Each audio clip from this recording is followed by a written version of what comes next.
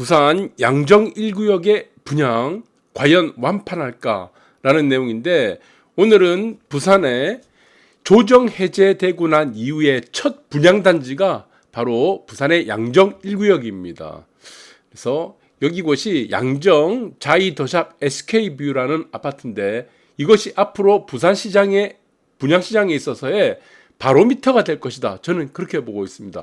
이것이 과연 흥행을 할 것인가, 아니면은 미분양이 날 것인가, 여기에 따라서 앞으로 이어지는 분양시장에도 큰 영향과 일파만파가 퍼지지 않을까라는 생각이 듭니다. 그래서 오늘은 특이하게 부산의 특정 구역, 특정 분양 아파트에 대해서 한번 살펴보도록 하겠습니다. 네, 그래서 지금 조정 대상 지역 해제가 된 이후 대규모 분양단지에서 수혜가 된다는 지금 얘기가 있는데, 저는 이것을 의문이라 봅니다. 이거는 몰라요.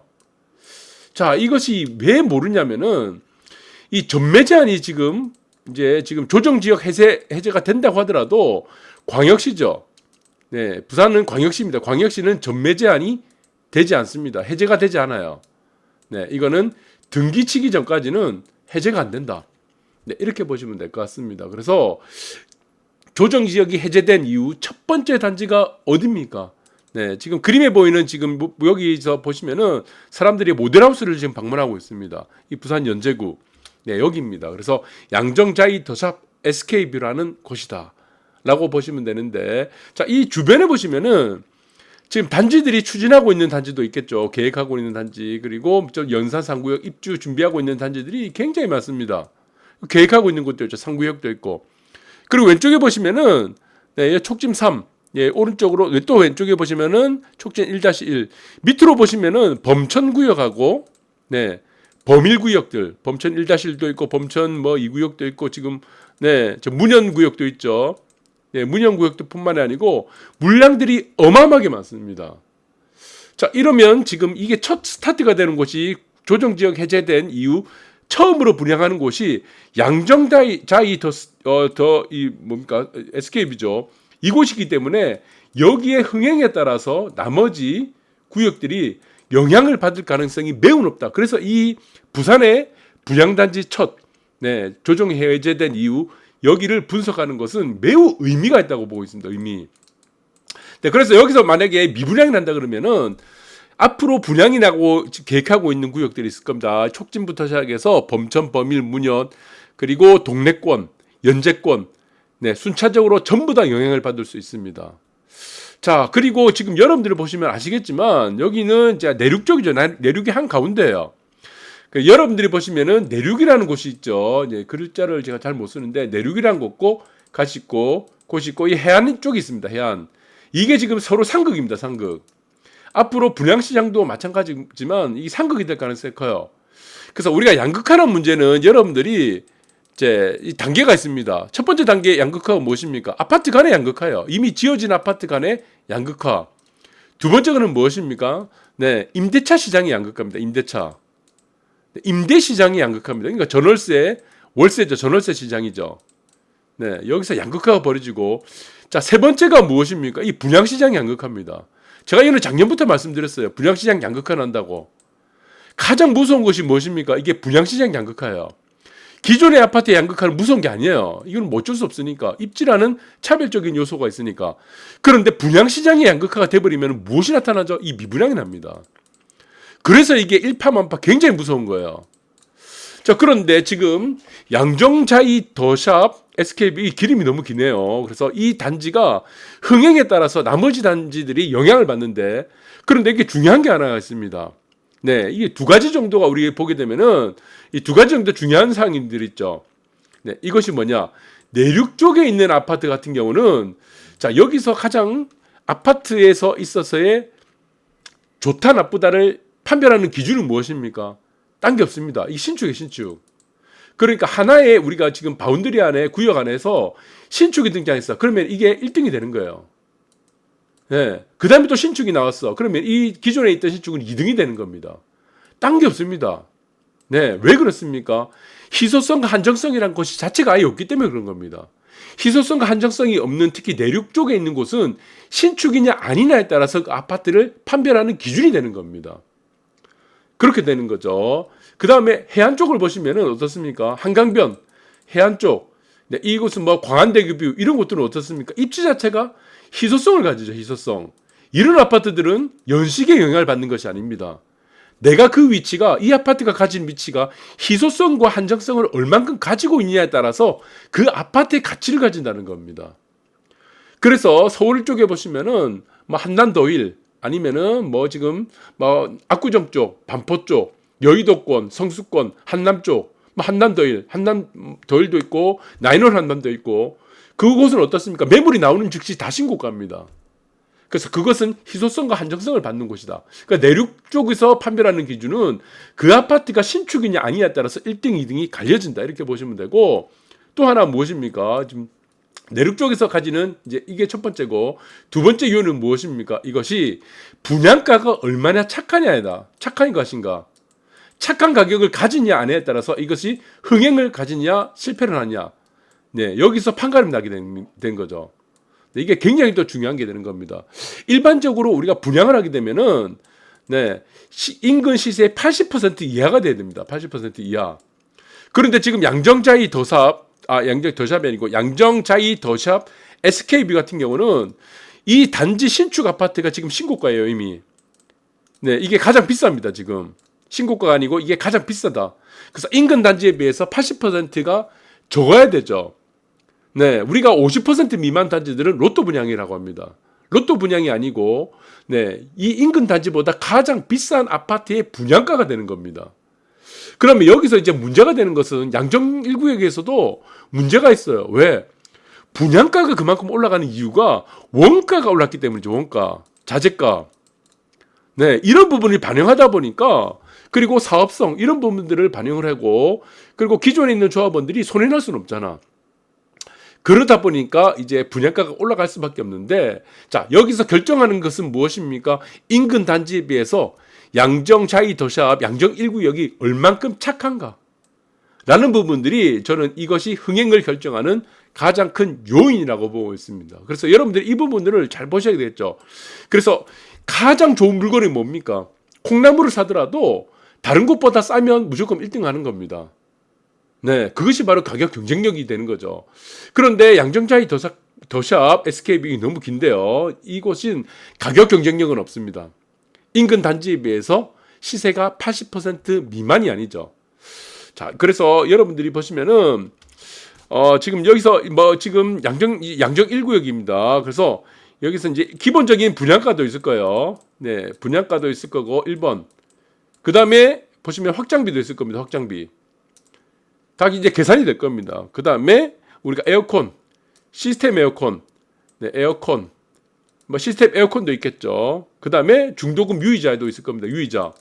이거 다 포함하게 되면은 기본적으로 한 7억 5천, 4천에서 5천 정도 많으면은 8억까지 올라갑니다. 이게. 그럼 사람들이 아마 고민할 겁니다. 신축 아파트를 인근 단지보다 싼 것이 아니고 8억이라는 최고 비싼 가격으로 들어갈 것인가 말 것인가를 고민하게 되는 거죠. 네. 그런데 이런 고민들을 해결할 수 있는 것이 무엇입니까? 희소성과 한정성만 가지면은 상관이 없다는 겁니다. 그런데 인근 단지도 계속 지금 입주뿐만이 아니고 지금 개발을 계속하고 있습니다. 촉진부터 시작해서 네. 범천, 범일, 문영까지 그리고 동래권까지 사직 다 연제구까지 다 지금 신축이 들어서는 마당에 자, 이런 부분들이 가격 경쟁력이 있는가 없는가를 우선적으로 생각을 하지 않을 수밖에 없다라는 부분이다. 그것이 바로 양정 1구역이 가지는 흥행을 할 것인가 미분양이 될 것인가를 판가름을 하는 아주 중요한 절대적인 요소가 될 것 같습니다.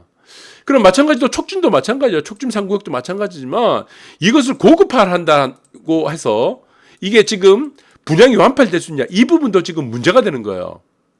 네, 그렇죠. 그러면 고급화한다고 한다면은 여기서 수요층이 반드시 있어야 됩니다. 그러니까 내륙 쪽에 있어서의 고급화를 했을 때 수요층은 굉장히 협소합니다. 두텁지가 못하고 굉장히 얇기 때문에 저는 양정 1구역에서 만약에 미분양이 난다 그러면은 촉진 3구역은 고급화를 실현하기는 매우 힘들 것이다. 저는 그렇게 보고 있습니다. 그래서 이런 부분들을 우리가 지금 양정 1구역에 있어서 지금 조정 해제되고 난 이후에 첫 번째 분양이기 때문에 이것이 아마 전체 구역에 미치는 스타트가 될 것이다. 동래권, 금정구까지도 대연 남구 쪽, 뭐 무려는 남구 쪽이지만 대연동 뭐 3구역부터 시작해서 그까지 다 영향을 미칠 가능성이 큽니다. 그런데 지금 아파트에 있어서의 분양시장은 완전히 차별화되고 있습니다. 어떻게 차별화되고 있습니까? 청담자에 보시면은 한강변 1선에 있습니다. 신고가 계속 나오죠. 매물이 다 신고가죠. 그리고 현대 3차도 마찬가지죠.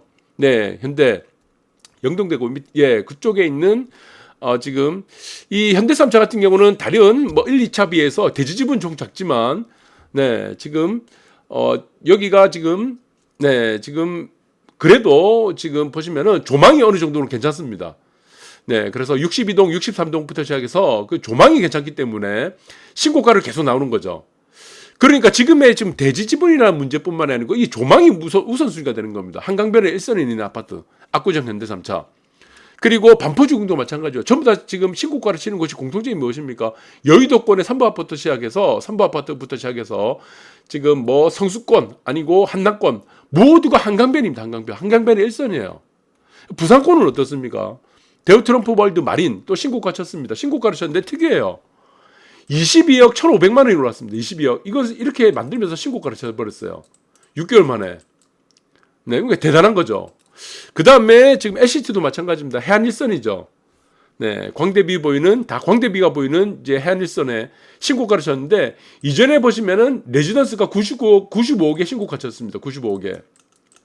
그러니까 분양 시장을 논하기 전에 아파트 시장에 먼저 양극화가 진행되는데 이 양극화의 질이 어떻게 형성되고 있습니까?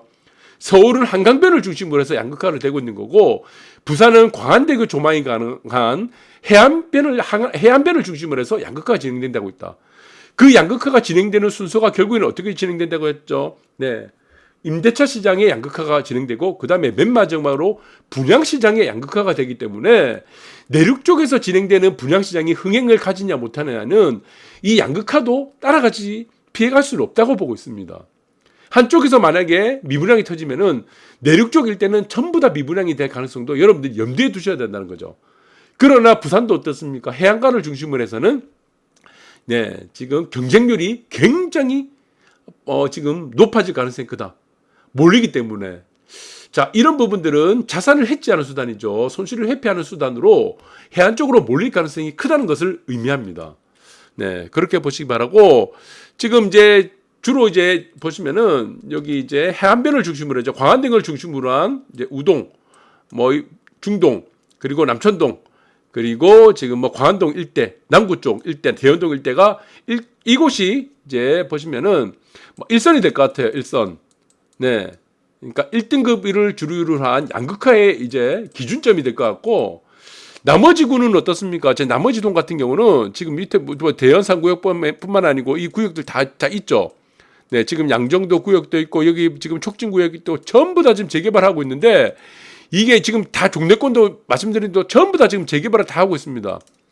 네, 이 망비권도 마찬가지고 수용구 쪽도 마찬가지고 이것이 지금 완전히 차별화된다는 겁니다. 완전히 차별화.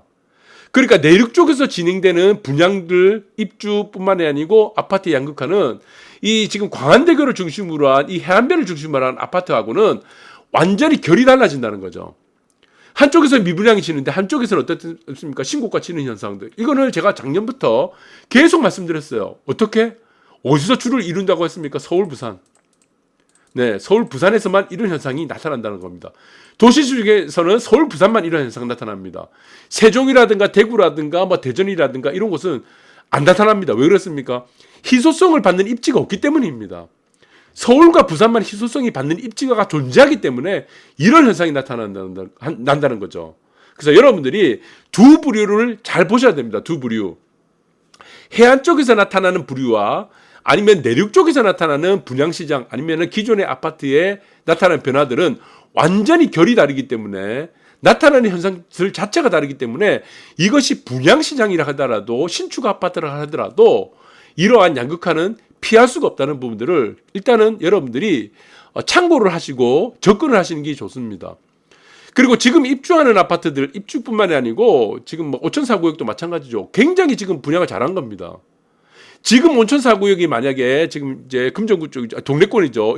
온천 4구역이 분양을 했다면은 미분양이 날까 안 날까 흥행을 할까를 고민을 해야 될 시점입니다.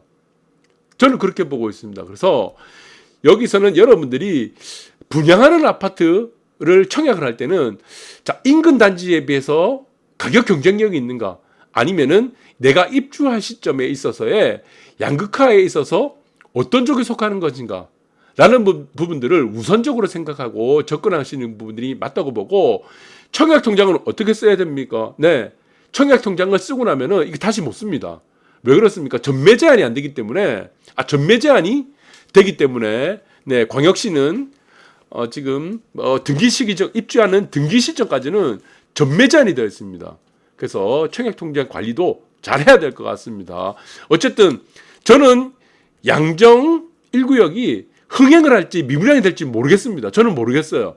하지만 이것이 흥행을 할지 아니면 최소한 미분양을 벗어날지는 이 결과를 두고 여러분들이 앞으로 분양시장을 판별하는 바로미터로 보시기 바랍니다. 감사합니다.